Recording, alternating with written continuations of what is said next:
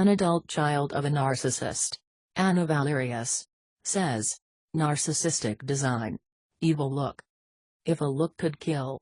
It is impossible to confront someone over their tone of voice, their demeanor or the way they look at you, but once your narcissistic mother has you trained, she can promise terrible punishment without a word.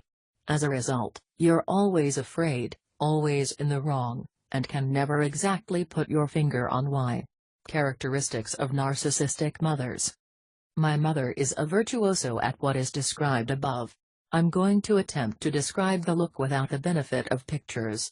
I haven't written about this sooner because a picture is worth 1,000 words. I've yet to find a picture with the murderous look my mother is known for by those close to her. I've even tried to use Google Images to see if anyone has captured something resembling her look. I still haven't found it.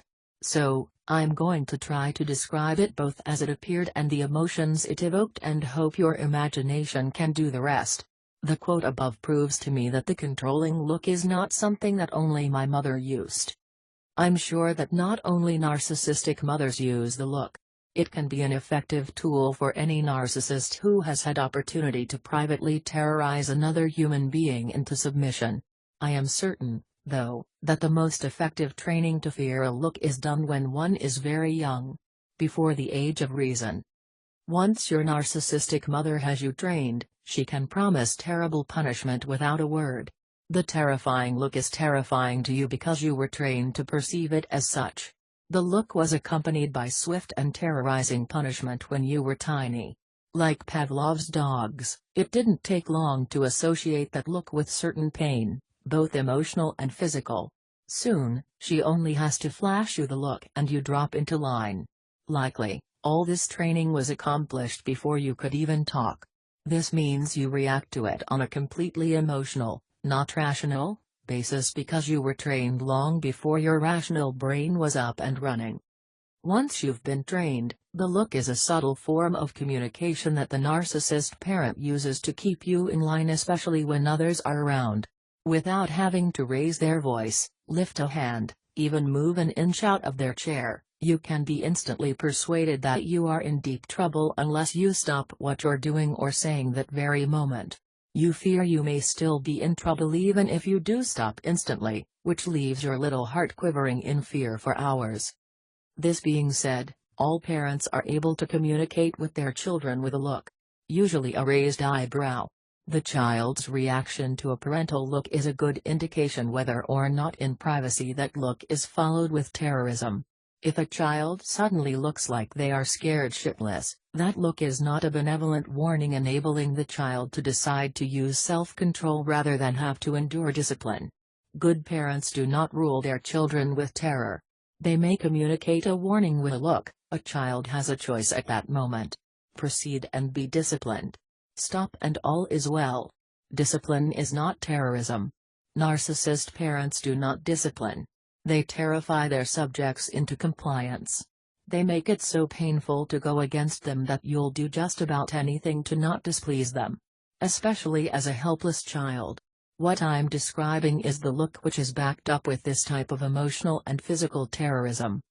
Let's see if I can begin to describe the look my own mother has employed with great effect, not only with myself and my sister, but the scores of children left in her care by oblivious working mothers. If you're a working mother, think about it. Someone like my mother could be caring for your child.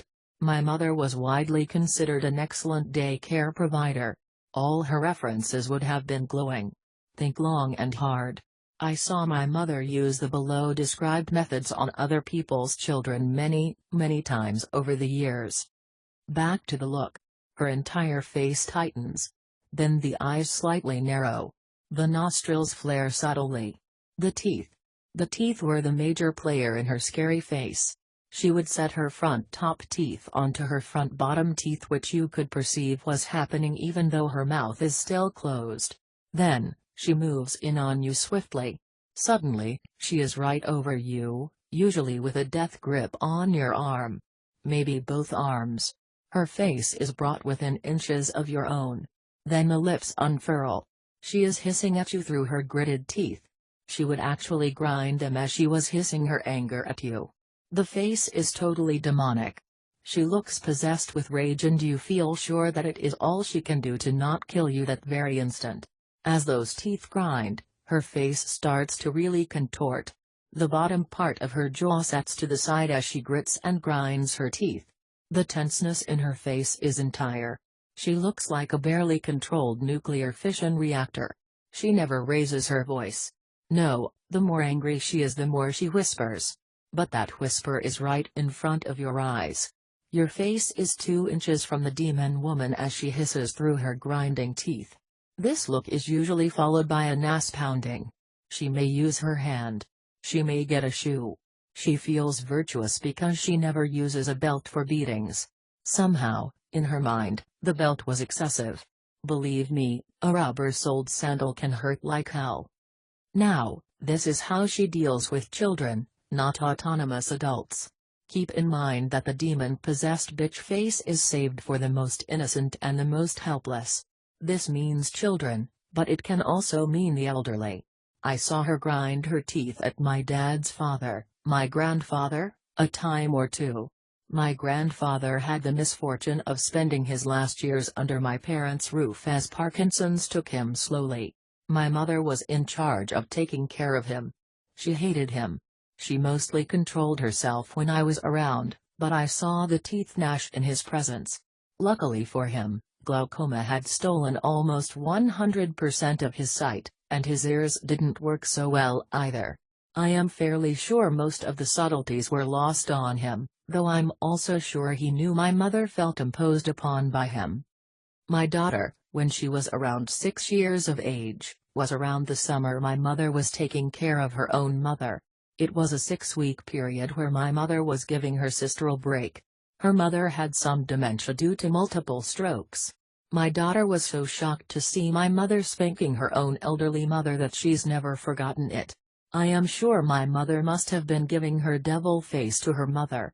Hopefully, my poor grandmother was unable to comprehend it. Though I have my doubts about that. One of the reasons my mother was so angry was that my grandmother kept escaping from the house and trying to run down the gravel road. Perhaps she was trying to escape from my mother? Thankfully, that was the only time my mother ever took care of her own mother before her mother passed away. So, as you can see, to be helpless in my mother's care is not to be desired. My father is in for a real shock if he ever becomes dependent on my mother's tender ministrations. I was trained to fear the look. It worked on me well into adulthood. Yes, the horrid woman would use a subtle version of the look long after I was out on my own. I would do just about anything to get that look off her face. No more swooping in, grabbing the arm, hissing in the face. No, she'd stop short of that. Just the pre-swoop part of the look. Reluctant for a scene to follow that look, she would get near-perfect compliance from me for decades of my life. She was still capable of dishing out punishment in the form of emotional beatings. She was able to take her grown daughter, seal her off in a room alone with her, and dish out the emotional abuse. I suppose my obvious fear of her look was a signal to her that I was still her prey. When I stopped reacting to the look, she started to fear me. Hopefully, I've been able to describe how a narcissist parent may have trained you to respond to a look to control your behavior even long after you've grown. You've been trained to react by giving compliance. It is time to stop fearing the look. It is a version of a temper tantrum. The immature narcissist is threatening to throw a fit if you don't give her what she wants. You're no longer that helpless child. You can use your rational brain to overcome the strong emotions you've been trained to have. As you see your parents attempt to control you with a look, decide at that moment that you are looking at a 2-year-old threatening to throw a full-blown fit if you don't do things his way. Deal accordingly. If the person who has controlled you with a look has been physically abusive to you as an adult, then be careful. Your resistance must take the form of your absenting yourself from their presence. Hopefully, permanently. Sometimes, the look that could kill is exactly that.